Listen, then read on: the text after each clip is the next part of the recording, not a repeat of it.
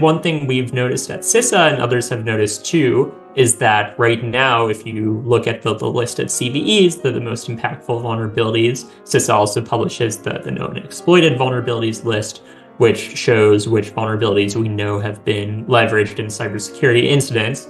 It's very hard, I've tried myself, to actually learn from this what the most common causes of these vulnerabilities are, and even more so, how these are tied to cybersecurity incidents in the wild. I'm Paul Rosenzweig, contributing editor of Lawfare, and this is the Lawfare Podcast, December 22nd, 2023. Our topic today is software liability. It's generated by President Biden's cybersecurity strategy, which proposes to impose liability on those who manufacture software with code problems within it.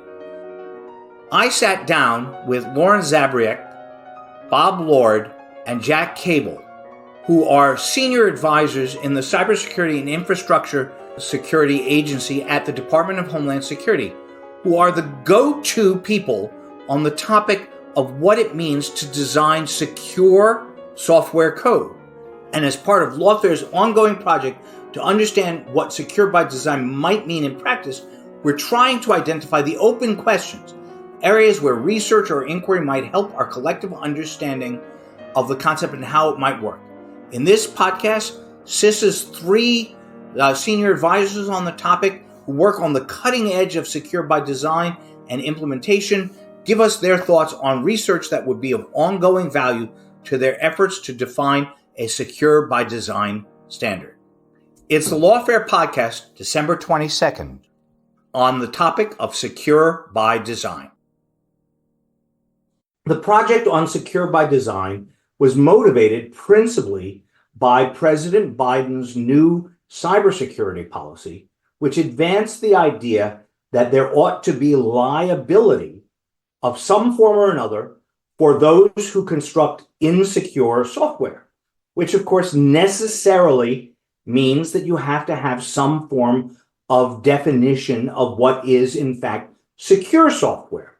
One area in which one can examine that question is in this concept of secure by design, which is managing or measuring or examining security in the construction of software rather than at its output stage later in the series.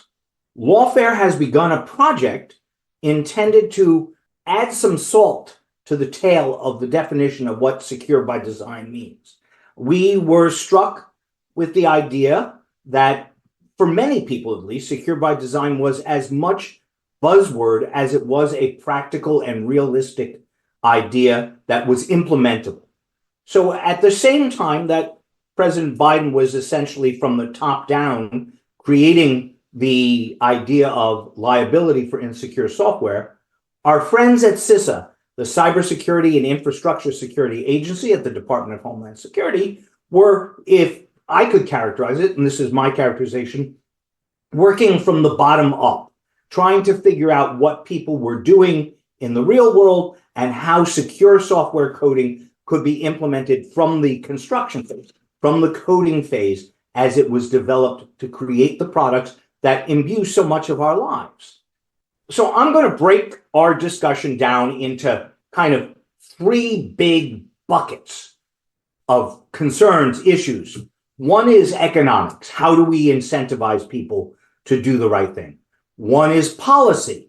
How do we make the decisions as an interagency or within the government or outside of government for these incentives? And then the third is the heart of the matter, which is the technical side of this. What kind of technical instantiations, ideas about secure by design are we looking at, or should we be looking at?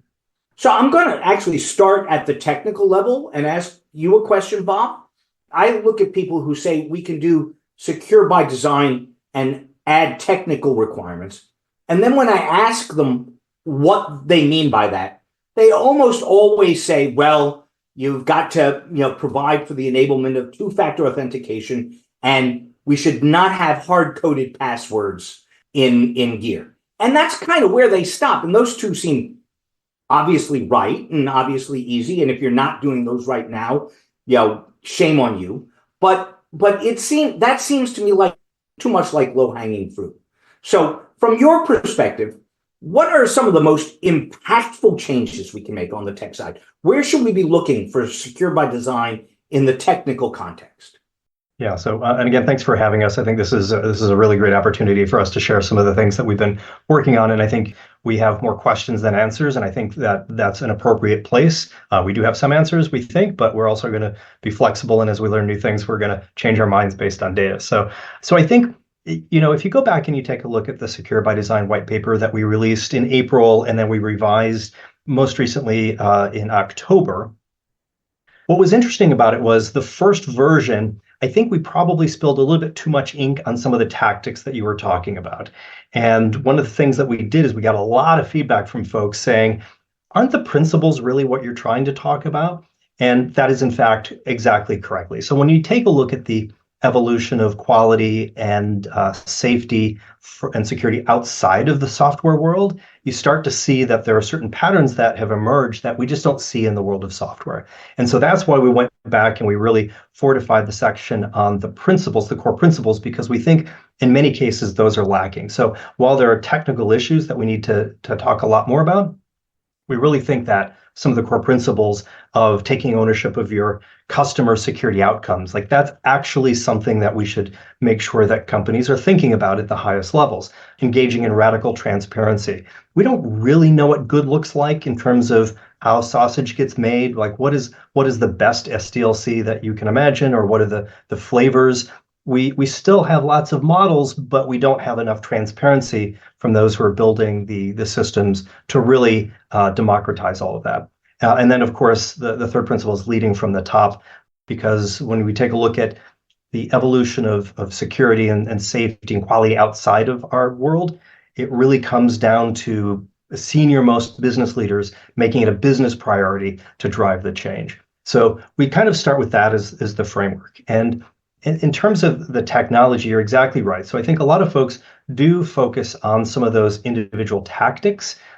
White paper has a number of them. They're all familiar to folks who've been around for a while. There isn't a single tactic that's going to be right for a company that is a cloud service provider versus one that's making a piece of software for your mobile phone. Like these are just very different environments. They have some commonalities, but they're really very different. And I think what we think about is really breaking things down into the traditional people and processes and technologies. And if you think about things like training developers, many organizations have some amount of training within their organizations. In fact, some of them have fairly rigorous boot camps to make sure that their new hires understand how to avoid cross-site scripting vulnerabilities, which are still a thing after all of these years. And they have to do that because even the top schools don't really teach security. So folks may show up after having graduated with a great degree from a great university, and they may never have really been exposed to the idea that there are intelligent adaptive adversaries and that there are specific technical things that they need to do in order to be responsive to those. And that's not a slam on the universities. That's not a slam on the individuals. This is just how the incentives, which I think you're going to talk about in a little bit, that's how these things are playing out. And so you think about some of the processes. One of the things that is interesting to talk about is the way in which organizations measure the cost of defects. So if you have a software product and it has defects, whether they're security or not, how does your organization think about those? How do they measure the costs? Defects have costs because you have to pull people off the assembly line, you have to redirect them to some other thing. If it's a security related problem, you probably have to stop them right now and get them refocused. And those activities, back when I was building these systems myself, these were incredibly expensive, and everybody had to stop right away. How do they measure the cost, the dollar cost of those, so they can start to make more informed decisions? And if you think about things like field tests, a lot of organizations have started to engage in what we call field tests to really understand how the customers truly deploy their products as opposed to what the product managers and the software developers expected. So what tools and technologies should they be talking about? Well, the field tests will give you the answer. There's one company that conducted a field test. They didn't actually send people on a plane. They actually were able to look at the telemetry from their product. They discovered that about 40% of their product users were using it wrong. In other words, they were going through the initialization stage in a way that rendered much of the value of the product, irrelevant. And so they made some changes. They didn't make a change to the installation guide. They made a change to the installation code so that people couldn't make the kinds of mistakes that they were making. But so those are the kinds of insights that we think are super useful. And, I think it is getting a little bit closer to the technology. We talked about a little bit about people and the processes. The technology is going to depend on what you do. I think when I take a look at the software defect reports that we get through the national database of defects of CVEs, we see recurring problems over and over again. And what you see are classic coding errors that are made over and over and over again, year after year. So if you take a look at the trend over years, cross-site scripting vulnerabilities or SQL injection vulnerabilities. These are a little bit tricky to prevent, but luckily modern frameworks give you the ability to, assuming you don't do anything funny, to prevent those kinds of problems. And so when you see well-funded organizations suffering from these things, I think in many cases, it may be that they haven't fully examined their tech stack against the more recent versions of those tech stacks. And the last thing I'll say is, when I talk to some of the engineers in these companies, it's often the case that they'll say, Bob, you guys didn't invent all this stuff. We have PowerPoint slide decks that we have gathering dust that explains how to do this. And so we have the technical know-how based on our current environment, the tech stacks that we use, and we know how to fix these problems. We know how to eliminate entire classes of vulnerability, but we need to get the senior leadership to give us that space, that breathing room, so that we can do that. And so I think when you think about the field studies, when you think about measuring the cost of defects, and you think about the fact that in many cases, there are people in the companies who know how to evolve all this stuff, connecting all of those dots is going to be the thing that will tell you exactly which piece of software is most ripe for improvement, for retirement, rebuilding, whatever it is. So I think those are the kinds of things that we need to talk about, even though we're talking about, yes, at the end of the day, you should probably have a real strong opinion about MFA for your administrators. You should have a strong opinion about that. But I think that's more the downstream effect of thinking about things more clearly. So if you were to identify three kind of open questions in the tech space that were things you wanted to know about that you don't know about now, that somebody could go off and do some either practical research or theoretical, doesn't matter, and come back to you that would really advance the ball, would those revolve around how to measure defects? Would they revolve around transparency? Would they revolve around costs? What would be the most interesting sorts of things in the tech space for you? Yeah, so I think one is around the software development lifecycle. So if you make software of any sort, you have an SDLC, whether you call it that or not, you have a software development lifecycle, and getting more information from organizations about how they do that, especially from the ones who seem to have eliminated classes of vulnerability. I think much more transparency around that topic would be useful, because we don't want to just leave high quality products to those wealthy, larger organizations. We want to find ways to democratize what good looks like within the software development lifecycle. So I think that would be one. You mentioned the economics, and I know you have some questions coming up on that. I think understanding which of the stakeholder communities, how do they all relate to each other? So it's not just the software manufacturers, it's not just their customers, it's the venture capitalists, the incident response firms, it's the education system. All of these things they're all stakeholder communities that play a role in how we have arrived where we are, and will all play a role in getting us to this next quantum improvement in software quality. So those are two, and let me see if Jack and Lauren have a third that they want to talk about, or maybe you want to overrule my first two. Very much agree with those, Bob, and I'll offer one more, and I imagine Lauren will get into some more of this on the economic side. But really, one of the most recurring questions we get asked is, okay, this is all really great. We agree with secure by design, but who's going to pay for it? Because it's true that many of the tactics that we talk about, like, say, rewriting software in memory-safe languages, aren't free or even cheap. It's going to have real costs to the companies to implement those. So one of the areas we're quite interested in further understanding is what are the actual costs to adopting some of these secure by design tactics. And that will also help us then prioritize our advice, because we do think that there's certain actions that have immensely high yield, for instance, actions like removing default passwords or using common frameworks for database queries for displaying web content that can really eliminate entire classes of vulnerabilities. So we want to better understand what the costs of some of these mechanisms to eliminate classes and vulnerabilities can be, so that we can help prioritize our guidance.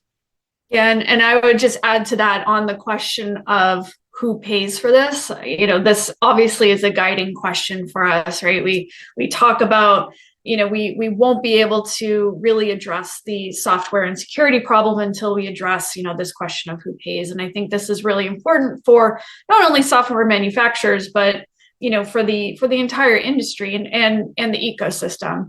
But we also have to really broaden this idea too and talk about the larger costs that make a more complete picture here. What are the costs that are being borne also by the customers and really the public writ large, because the public is the group, or the most vulnerable, right, that are bearing this burden at this point. So yeah, certainly what are the costs? And then, also thinking about, overall, what are those, negative sort of impacts to the ecosystem now? What would be the impact of any market interventions that are undertaken as well? Well, all of those are really great insights. They leave so many questions. Let me pivot to one of them and come to you, Jack, kind of, because it's more of a policy question than it is a money and economics question, but it resonates in economics.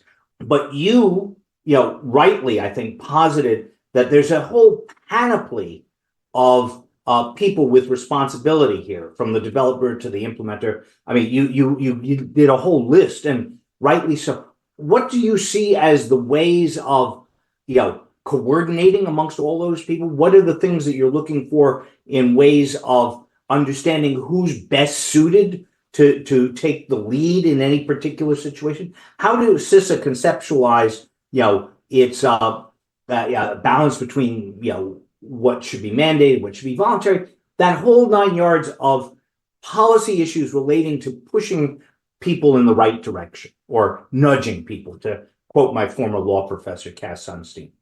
Great. Certainly. And first of all, let me maybe take a step back and go to what you opened with around the White House's national cybersecurity strategy. And I think it's important to note that secure by design, as you alluded to, really fulfills the two fundamental shifts that the strategy lays out.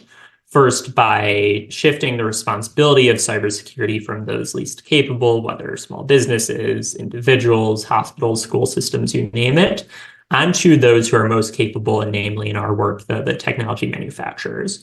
And second, as the strategy alludes to, we really need to be looking at the long-term activities that can actually drive down cyber attacks in the long run, rather than this continuous cycle we seem to be in of responding and mitigating cybersecurity incidents.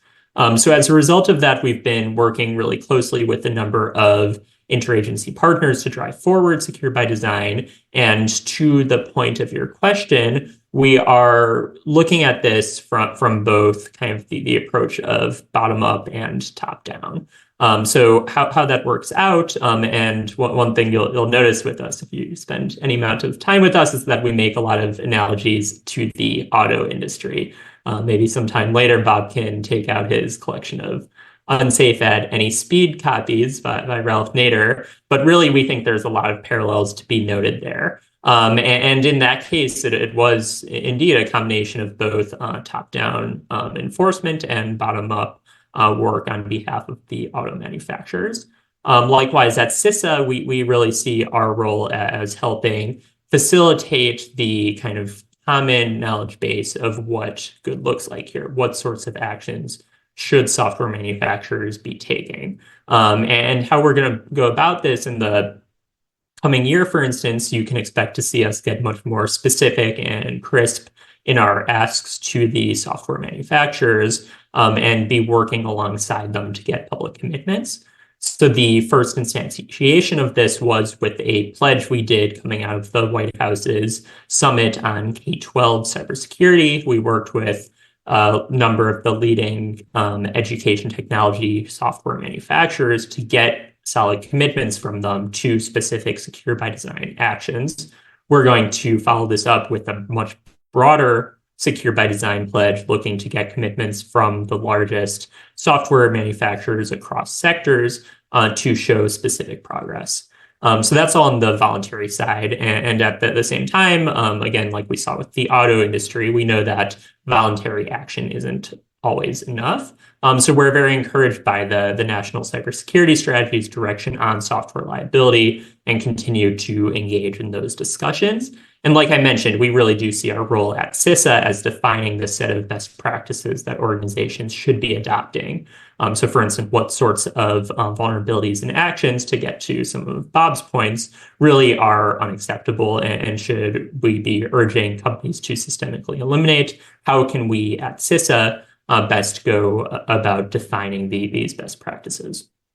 That's an interesting, that raises an interesting dichotomy, and this is slightly off script, so if it's outside the zone, just, yeah, I follow the questions where they want, but feel free to say, not on today. But it strikes me that at a tactical level, the best standards mutate very rapidly because the nature of the threat mutates very rapidly.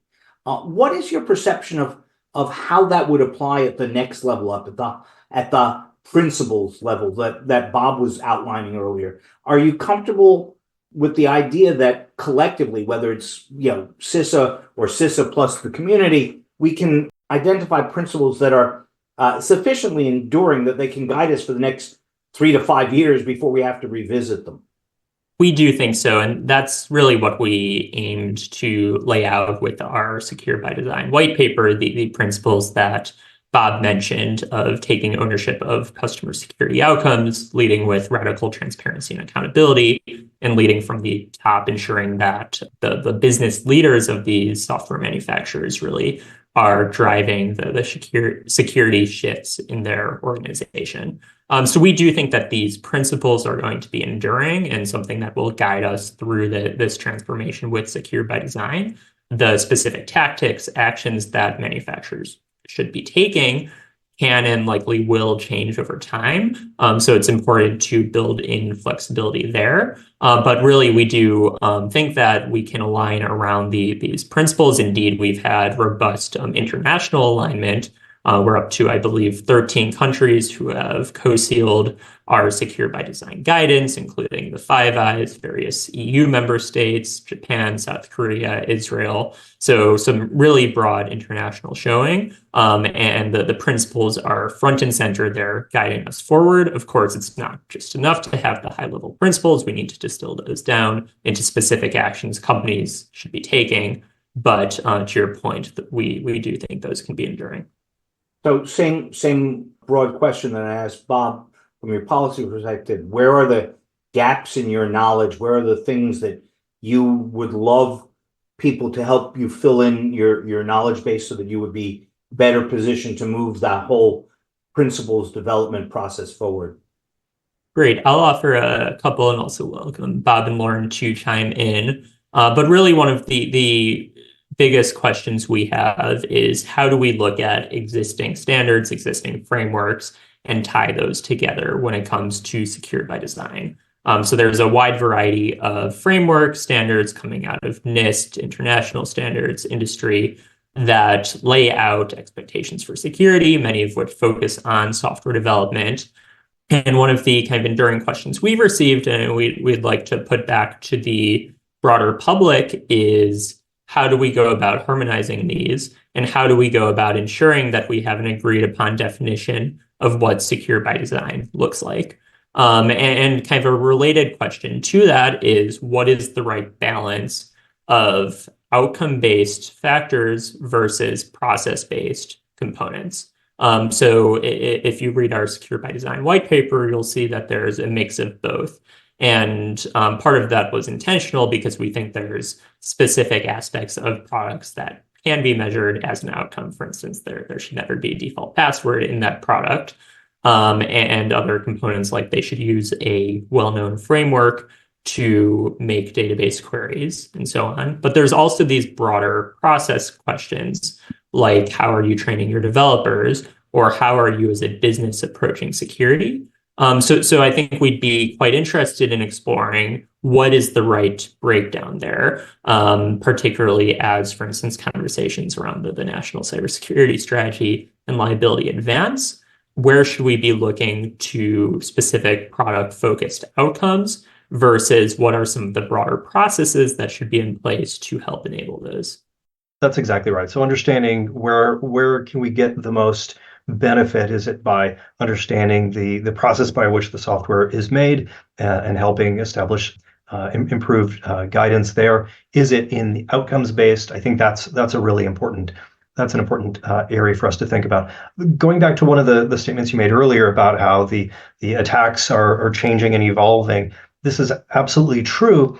And yet we should acknowledge that there are organizations that have made tremendous, they've provided tremendous insight into the recurring patterns. And so if you take a look at the OWASP top 10 list, yes, it does change every few years. It doesn't change enough. And what that means is that we haven't been, as an industry, good at eliminating classes of vulnerability. Like I said, I mean, you can go on the internet yourself and you'll see the data. Cross-site scripting vulnerabilities, which I started playing around with in the mid-90s, are still a thing. And there's no technical reason why this should be the case. We're not lacking knowledge of this class of attack, how it works, or how to mitigate it. And so we have that as an interesting thing to noodle on. We also have things like Jack mentioned, memory safety. And last week we published a paper on memory safe programming languages. And the spoiler alert for those of you listening, we're in favor of memory safety. That's our official opinion, and we think people should do more. This is a problem that was first articulated more than half a century ago in an Air Force white paper. And if you argue that the nuance in this particular paper from 1972 was kind of lost on people, kind of hard to read, maybe it read a little bit too governmenty or military. Okay, that's fair. I'll grant you that. That was a little bit difficult to understand. I don't think we were put on notice at that point. But we were really put on notice in 1996 when Aleph One published a paper in Frac magazine, which of course all of your listeners subscribed to back in the day, or maybe even today. It was called Smashing the Stack for Fun and Profit. And the 30th anniversary of this paper is 1,060 days from now, not that I have a countdown clock. And so this is a class of problem that we have known about for quite a long time. And people have worked on it very hard. I mean, people have really thrown their backs into trying to figure out how to preserve our existing fondness for C and C++ and to still have memory safety. And they've done some truly astonishing things. Some of the technology that has come out of that has been astonishing. And yet, when you take a look at what the major manufacturers report, which is an example of radical transparency, so thank you for everyone who's done this, they'll report that around 2/3 of their code base vulnerabilities are related to memory unsafe code. And so when I talk about measuring the actual dollar cost associated with each of these defects, some of them have actually started to do this and have made financial decisions, not technical decisions, but financial decisions to streamline their processes, and they can measure that over time. So I think, just to piggyback on some of the other things Jack said, like these are examples of both process-related issues and outcome-related issues, and I think we we need to know a lot more in order for us to truly figure out what are those best practices. What are the things that we can point to and say, this has proven to work across several different companies. We think this should be enshrined in some of the other standards that we already have. Yeah, I just wanted to jump in a couple things. First of all, wanted to note that there's absolutely 100% chance that Bob does have a countdown clock. I've seen it, I'm sure he's counting down all these different things, in addition to his first edition of Unsafe at Any Speed and other notable books that we've all been studying. But I also want to note, really, especially to Jack's, points about on the technical side, is that this process has been very collaborative, right? This isn't us just sort of staying in our ivory tower and, discussing amongst ourselves, right? We've been going out and talking with the security community, with industry, with nonprofit, with customers, right? So, and part of that, or part of the benefit of that, is not only understanding what right could look like, but it's also understanding the challenges faced by certain sectors. And I'll give you an example. Jack mentioned the K through 12 education technology vendor pledge that is up, and that was really driven by this workshop that we had with a number of these vendors where we talked about some of these challenges. And I think there's such a benefit there, to understand each other and really try to drive to this together, in a collaborative way, because, as our director, Jen Easterly, said in her Singapore Cyber Week remarks, that, there are a lot of companies that want to do well. It's just that the incentives are misaligned, right? The market is misaligned and, just really incentivizes bad tech. But did want to plug too that we just released a blog on the K through 12 workshop, for your listeners, viewer side.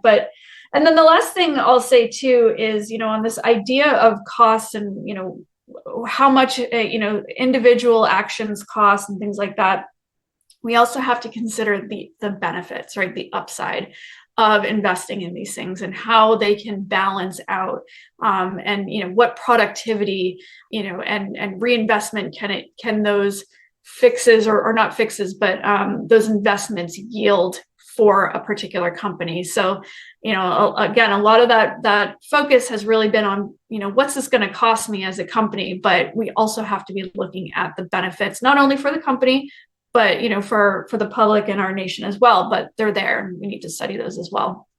Well, all those are really good points. So I wrote a thing about auto liability and cybersecurity 8 years ago. So I think it's a great analogy because it really does demonstrate that, frankly, even if it's not, liability doesn't wind up being imposed legislatively, as the cybersecurity strategy seems to contemplate, it may come up organically as the product of court decision making. So all of that kind of actually leads to the kind of next set of questions, which is that you've all mentioned this several times, that we're seeking to assess costs of defaults and all. Who pays? Lauren, what type of research is CISA looking at about payment models? Is this going to be imposed liability and costs are increased in the product and then paid for by the consumer? Is it going to be a socialized system? I use that with scare quotes for those who are only listening.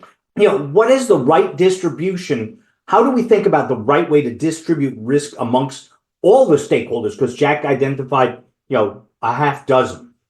Yeah, I think that's a good question. And I, want to take a step back and, really think about, how we incentivize people to do the right thing. In a perfect world, organizations, companies would do the right thing, but we're not in a perfect world. And so, we have to understand that it's not easy and, make sure that the market incentivizes the right thing. Right now, it is speed to market, focusing on features and cost savings right now for companies.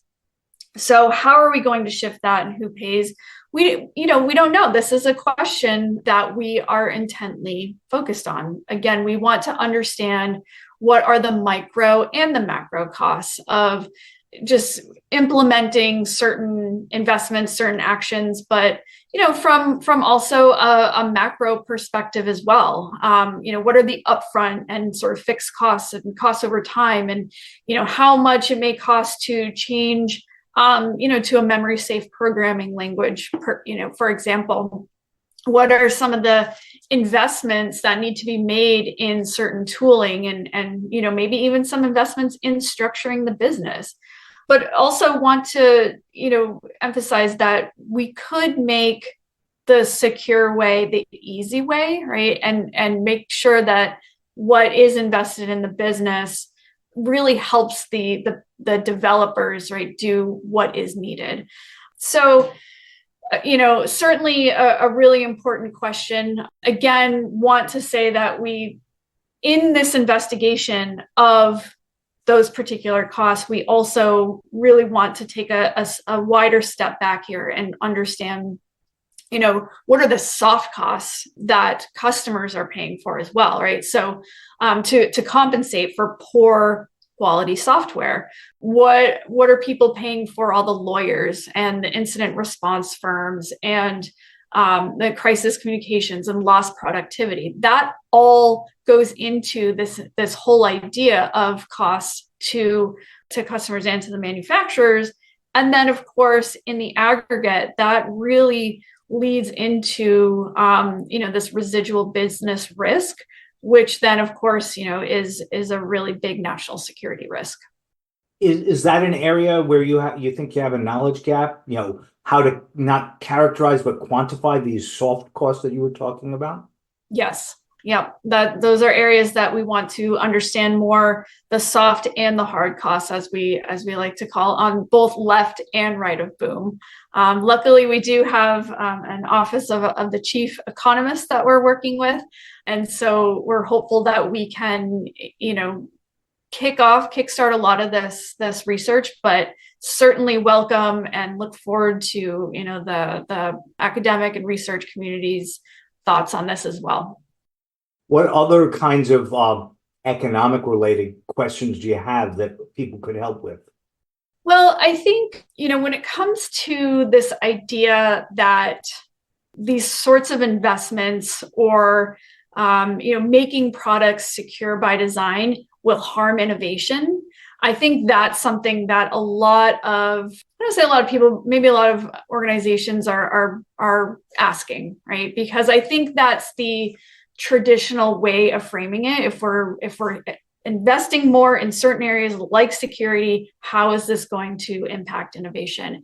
And what I would say is, let's flip that around, right? Our innovation capacity, to me, like that capital, is something that I think we as a country hold very sacred. We tout that as this national capacity and benefit, right? But when we're dealing with shoddy technology, then that capital and that capacity is severely harmed and reduced, right? When we have this bad tech, our health, physical, mental, et cetera, as well as our healthcare system is harmed. Our wealth is being drained to the tune of, I'll just say maybe tens of billions, 100 billion. I don't know, but certainly in a very large magnitude. But also our ability to focus on what we should be doing, right? Our capacity to work on the hard problems, and instead that's kind of siphoned away by having to deal with these security problems. And I'll say too that it's also, if we look at it from the standpoint of, we have these constraints, I think that's when innovation also happens, right? Within a certain set. And there's certainly room to innovate within the idea of secure software. And so I would definitely question, people when they say we can't do this, right? This is going to be, harmful to that base. I would say quite the opposite. How do you measure innovation? Oh, Paul. I'm sorry. We're talking a lot about costs, and the costs are real. We talked about soft costs, but clearly on the other side, possibly, of this would be the soft cost of unrealized innovation. Sure. I take very seriously your point that that's not a complete explanation, but the instinct is not unrealistic. So how do you measure innovation, much less unrealized or deferred innovation? You know what? I don't know. I think I might have a doctorate if I could do that, but it's a good question. I think it's very similar to how you measure security. Is it the absence of, attacks, or is it something else? I don't know. I think that's a really interesting area to dive into as researchers who are thinking about this problem. But I do think you're right. This idea of siphoning away unrealized innovative capacity is, I think, an under-discussed or underappreciated risk to our national security, right? When we talk about going, kind of toe-to-toe to our adversaries, we always say, well, America, we've got our innovative capacity, and we're very innovative, we can develop all these things, but we don't have the people who can do that, right? Because they're being harmed in so many different ways. That is a huge risk to national security. So that actually kind of raises a broader question, which is a nice pivot. And I think I'm going to ask you to start with it, Jack, and then Bob to follow up, because these are kind of policy/technical questions. What should we be measuring when we measure security? I mean, secure by design is great, and getting top level buy-in and transparency, those are good things. But in the end, if I'm the CEO, I'm asking, how much does it cost and what am I getting for it? And I don't know that we have a good sense of that. What are the right metrics that we should be looking at that are left of boom, I guess, or right of boom if you want, resiliency metrics, or is that another area where we need more work? That's a great question, Paul, and it's an area that we certainly we think about this a lot. And let me go back to, it seems like our favorite topic here, the auto industry, where really we have robust data collection and analysis mechanisms there. We have the National Highway Traffic Safety Administration. They published the Fatality Analysis Reporting System, the FARS, that allows anyone really, whether it's consumers, researchers, auto manufacturers themselves, to understand trends in auto safety over time. And as a result, at least partially of this, we've seen remarkable improvements in vehicle safety. And we have crash testing, we have all of these standards in place. Let's think about cybersecurity. We certainly don't have that. What is our FARS database that tells us what those trends in cybersecurity incidents are, or ideally root causes over time? The answer is that we don't have that today really at all. We have a patchwork of knowledge of incidents, but we lack universal visibility. We have a database of vulnerabilities, but no one can really precisely say what root causes are most common or what contributes to the most incidents. And if you think about the reason that this is so important, is that going back to some of the technical points that Bob was making, both at an individual company level for technology manufacturers, as well as at a broader societal level, we need to know what the root causes of the most pressing cybersecurity incidents are so that we can drive down these systemic classes of vulnerabilities and have better security in the long run. We don't have that today. But at CISA, we're taking some steps to try to build a better picture. I'll highlight two, and we'll let Bob or Lauren jump in with other ideas. But really, two of the essential sources that we see. One is the Cyber Reporting for Critical Infrastructure Act, or CISA, which Congress passed in 2022. And once the rulemaking process is complete, will give CISA much better visibility into incidents nationally, because critical infrastructure entities will be required to report cybersecurity incidents to CISA. So this is really the first national opportunity we've ever had to have a comprehensive database of cybersecurity incidents. And the challenge when it comes to secure by design is really mapping this understanding that we will have once the rulemaking goes into effect of cybersecurity incidents to the root causes of vulnerabilities and incidents. And we hope that CIRCIA will really help us advance towards this understanding. And then the second data source that I will highlight is that we're working to better standardize the root cause data between both the common vulnerabilities and exposures CVE database, which is kind of our national way of tracking all the vulnerabilities that we care about. And one thing we've noticed at CISA and others have noticed too is that right now, if you look at the list of CVEs, the most impactful vulnerabilities, CISA also publishes the known exploited vulnerabilities list, which shows which vulnerabilities we know have been leveraged in cybersecurity incidents.